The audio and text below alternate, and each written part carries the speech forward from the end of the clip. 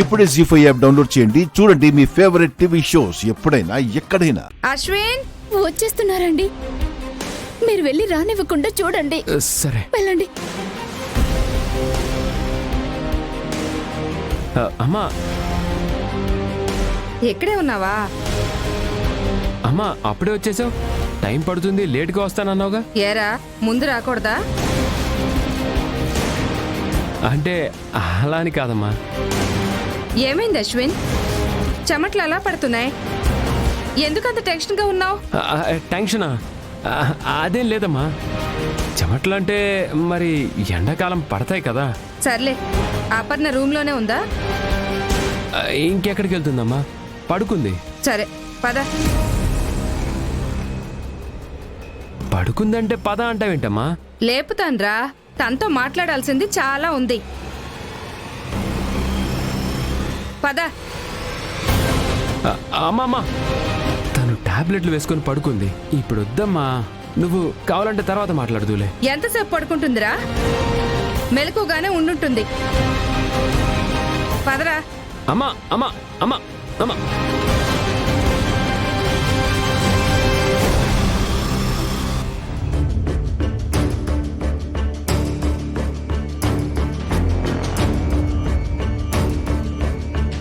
ఏ రాములమ్మ, నువ్వెప్పుడు చూసినా ఇక్కడే ఉంటావా? ఇంట్లో పనులు అయిపోయాయా? చేశానమ్మగారు. ఖాళీగా ఉన్నాను కదా అని బాబు ఇక్కడే ఉండమంటే ఉన్నాను.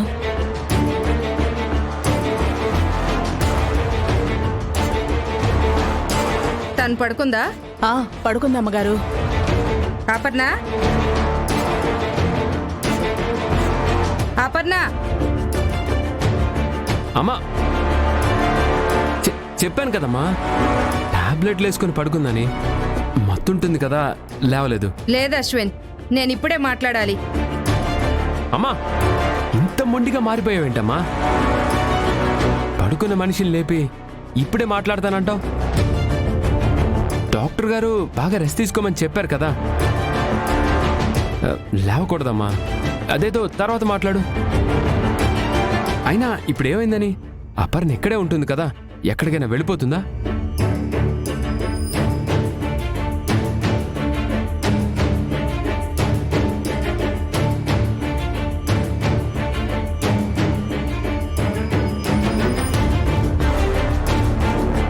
అమ్మా రామ్మా. సరే నురా, పదమ్మా పద. అమ్మా నువ్వు వెంటలో వెళ్ళొచ్చావు, వెళ్ళి రెస్ట్ తీసుకో అమ్మా. ఏం రెస్టో ఏంటోరా, నిద్రే రావట్లేదు.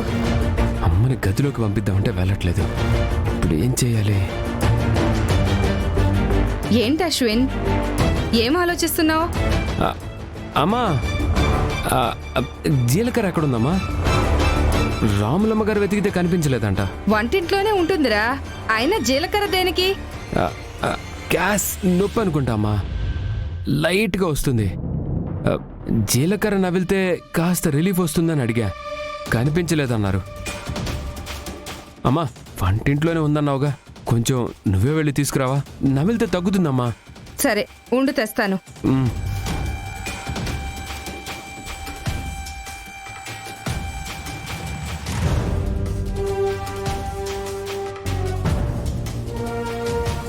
అక్షర గారు, అమ్మని వంటింట్లోకి పంపించాను.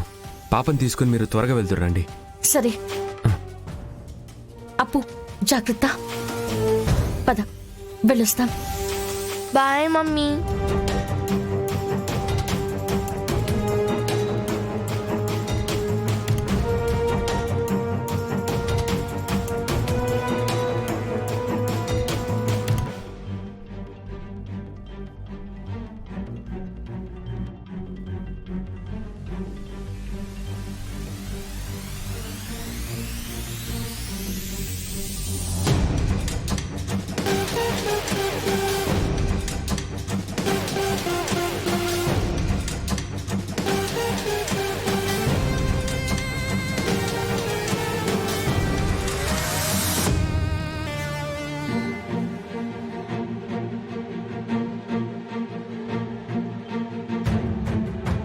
అశ్విన్,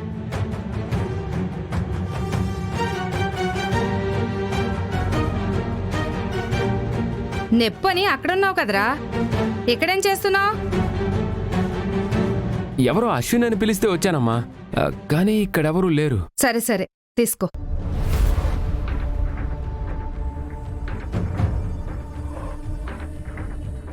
అమ్మయ్యా, ఎలాగో పంపించేశాను. రేయ్, ఈ అపర్ణకి ఎప్పుడు మెలకు వస్తుంది? అసలు తనతో అంత ముఖ్యమైన విషయం మాట్లాడడానికి ఏముందమ్మా?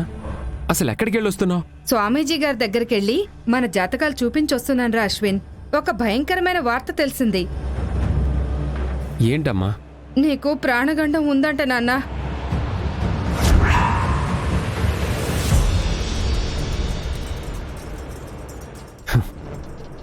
ఎవరమ్మా చెప్పింది? వాళ్ళ మాటలు నమ్ముతావు? ఆయన చెప్పినవి జరుగుతాయిరా, అదే నా భయం.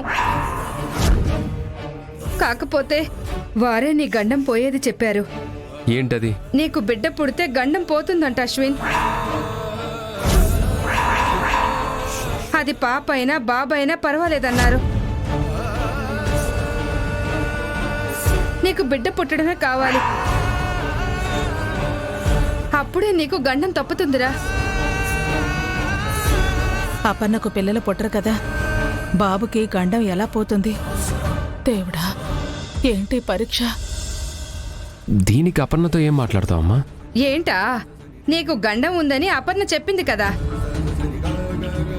కానీ ఏం చెప్పింది? నాగమ్మ పూజ చేస్తే పోతుందనేగా అబద్ధం చెప్పింది. ఎందుకు అలా చెప్పిందో అడుగుతాను. అమ్మా, తనకి స్వామీజీ చెప్పిందే మనకి చెప్పింది.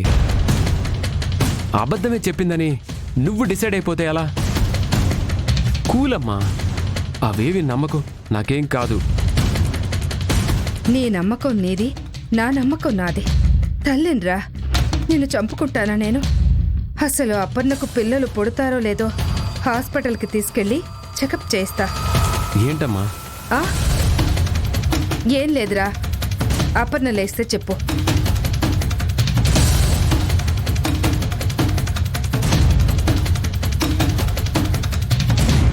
బాబు, బుజ్జమ్మ గారు, తను కోలుకుంది కదా, మీరు ఇంకింటికి వెళ్ళండి. వెళతా బాబు, కానీ అపర్ణకి పిల్లలు పుట్టరన్న విషయం మీ అమ్మగారికి త్వరగా తెలియాలి బాబు. మీకు ఏదో గండం ఉంది అంటుంది. అవన్నీ నమ్మకూడదండి.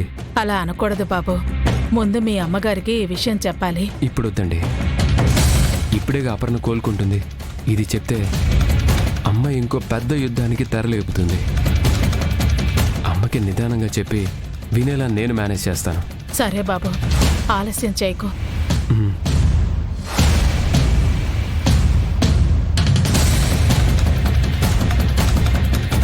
పిల్లలు పుట్టకపోతే చచ్చిపోతానా?